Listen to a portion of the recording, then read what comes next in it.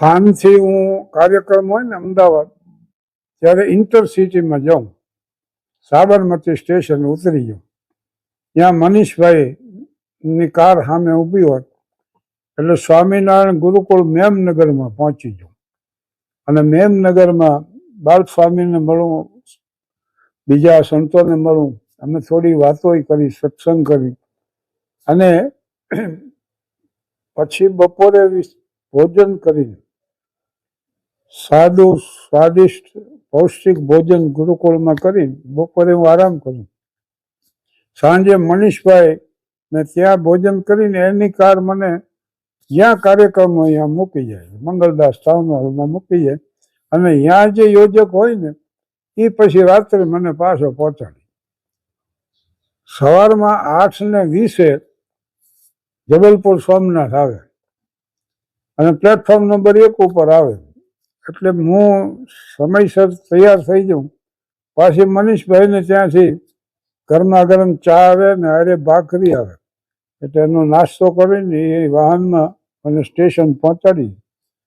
એટલે Apple juice 1 glass પીવું, પછી સ્ટોલમાં જઈને છાપા લઉં અને 1-2 મેગેઝિન, એમાં સફારી, ખાસ સફારી, નવનીત, બીજા મારી એમ લેતો. તો એવા મેગેઝિનો લઈને એસી સેકન્ડ ક્લાસમાં લોઅર બર્થ ખાલી હોય એટલે લોઅર બર્થ ઉપર બેડશીટ ટોલા પાથરી દે એટલે હું પડ્યો છાપા વાંચું. મેં એક નક્કી કર્યું કે ભોજન, ઉતારો અને વાહન વ્યવસ્થા વ્યવસ્થિત હોય તો જ આ પ્રવૃત્તિ ચાલે, નહીતર ન હાલે. હાસ્યના કાર્યક્રમો, સ્ટેજ શો ને 56 વર્ષ પૂરા થયા, આ 57મું વર્ષ છે. પણ કોઈ વાર એવું થતું કે વારંવાર સવારમાં તૈયારી કરીને ચા પાણી નાસ્તો બધું પતાવીને સ્ટેશન પહોંચી 8 વાગે અને ત્યાં ખબર પડે કે જબલપુર સોમનાથ 1 કલાક મોડી. પછી સ્ટેશનમાંથી બાકડે બેઠા હોય અને અરસ વગરની વાતો થાય, એમાં કરપ્શનથી ઉપાડ થાય. પછી છેલ્લે બધી વાતોનો સાર એ આવે કે સરકાર નહીં ટકે બસ. અને ચિકન ગુનિયાના કેસ બહુ હતા. એક જણો મારી પાસે બેઠો, એ મને કે આ ચિકન ગુનિયાની તમને કાંઈ ખબર છે? નકર ના ભાઈ, મને એવી ખબર નથી. કબીર સાહેબથી આ દરદ આવ્યું આવે. મને બહુ દવાઈ લાગી કે ચિકન ગુનિયા કબીર સાહેબને શું લેવા દે? મને તો ભજનમાં નથી આવતું, કહત કબીરા સોનો મેરે ગુનિયા. આ ચિકન ગુનિયા ભજન ખરેખર છે. કહત કબીરા સોનો મેરે ગુનિયા, આપ મુએ ફિર ડૂબ ગઈ દુનિયા. અહીંયા એને મેળ પાડ્યો. ઘણા તો પાછા આ 1.5ની બસ ક્યારે ઉપડે છે, 1:30 તો બરાબર. અને પછી ગાડીઓ મોડી થાય ને વ્યવસ્થિત નથી કાંઈ. એક જણો તો સ્ટેશન માસ્ટર પાસે ગયો કે આ ટાઈમ ટેબલ શું જોઈને રાખ્યા છે. એટલે સ્ટેશન માસ્ટર અનુભવી હતો, કે ગાડી કેટલી મોડી છે એ આ ટાઈમ ટેબલ ઉપરથી ખબર પડે. ભગવાન બુદ્ધ કહેતા હતા કે પતન મૂર્ખનું થાય ને વિદ્વાનનું થાય, પણ વિદ્વાન પાસે એક માપદંડ હોય છે જીવન માટેનો, અને ઓલા પાસે કાંઈ નથી હોતું. એટલે એને ખબર પડે કે આટલી થઈ ક્ષતિ જીવનમાં. એમ ઘણી વાતો આવી જાત જાતની થાય. એમાં એક જણો મારી પડખે બેઠો હતો, મને કે તમે શું કરો છો? હું હાસ્ય કલાકાર છું અને કાર્યક્રમો આપું, છોડી દો કઈ બધું અને યોગ માટે ચડી જાઉં. કે એમ હું ફર્યો એની કુલ, જેમ લીમડે ચડી જવું હોય એમ એને વાતનો ઉપાડ કર્યો. મેં કીધું સમજાવો તો મને ખ્યાલ આવે થોડો. તો મને કે આમ પદ્માસન વાળી બેસી જાઉં બસ, અને પછી આંખો બંધ કરી દીધી અને 2 હાથ આમ રાખી દેવા અને ત્યાર પછી ઊંડો મનન કરું. યમ નિયમ આસન પ્રાણાયામ 2 હું ભૂલી ગયો છું વચ્ચે, પણ છેલ્લે આવે છે સમાધિ, ધ્યાન ને સમાધિ. અને પછી તો કે મૂળાધારથી જીવ શરૂ થાય એને સહસ્રાધાર સુધી પહોંચાડવાનો, એમાં સ્થિર કરી દેવાનું. યમ નિયમ આસન પ્રાણાયામ એવી વાતો ઘણી કરી કે ઈંગળા પિંગળા ને સુષુમ્ના આનું ધ્યાન રાખવાનું.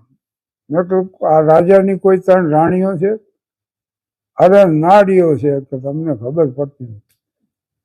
એમાં ઈંગળા ને પિંગળા જે રહી ને એ બધાની હાલે સંસારી, પણ સુષુમ્ના નાડી રહી ખાલી સંતોની હાલે. આપણે સુષુમ્ના હલાવવાની અને બ્રહ્મરંધ્રમાં સ્થિર કરી દેવા. કેટલો બકવાસ કર્યો, મેં તો બધું સાંભળ્યું. છેલ્લે મેં એને એટલું જ પૂછ્યું કે તમે આ બધું કર્યું છે? તો કે ના ના, હું તમને કહું. મેં કીધું જેવ ક્યાંક ગોટે ચડી જાય છે. પછી મેં એને દાખલો આપ્યો. મારો મિત્ર મથુર, એનું શરીર કીધામાં નહીં, ફાટીને ધુમાડે ગયેલો, વકરી ગયો, બહુ વજન વધી ગયું. તો એ વખતે આકાશવાણી રાજકોટ ઉપર યોગના વર્ગો હાલતા. તો એમાં સવારના 6 વાગ્યાથી વર્ગો શરૂ થાય. એટલે મથુરને એમ થયું કે યોગ શીખી જાઉં બસ. અને એના હિસાબે હું શરીર પાછું હતું એવું કરી દઉં, દુબળું પાતળું, અને આ સોળતા બધી નીકળી જાય. એટલે એને કમરો નક્કી કર્યો, એનો રૂમ. પછી અહીંયા ચટાઈ પાથરી, નીચાવાળી ચડ્ડી પહેરીને એકલો બેઠો, ઉઘાડા ઢીલે. પછી ચોપર મારી દીધી, ટ્રાન્ઝિસ્ટર રેડિયો સામે રાખ્યો અને એવી ઉત્સુકતાથી સાંભળતો. એમાં એક બેનનો અવાજ આવ્યો કે નમસ્કાર શ્રોતા મિત્રો, યોગના આસન માટે આપ તૈયાર થઈને બેસી ચૂક્યા હશો. હવે પ્રથમ સૂચના એ છે કે આપ પદ્માસન વાળીને બેસી જાઓ. પદ્માસન વાળું એટલું હેલું નથી. આમ પગની પાનીઓ ઉપર એ રીતે પલાઠી વાળીને બેસવું. એ મથુરનું જાડું શરીર, મા અમી રીતે ડાબો પગ ઊંચો કર્યો, પછી જમણો એના માથે ચડાવ્યો. એટલું કરતા તો પરસેવે રેબજેબ થઈ ગયું.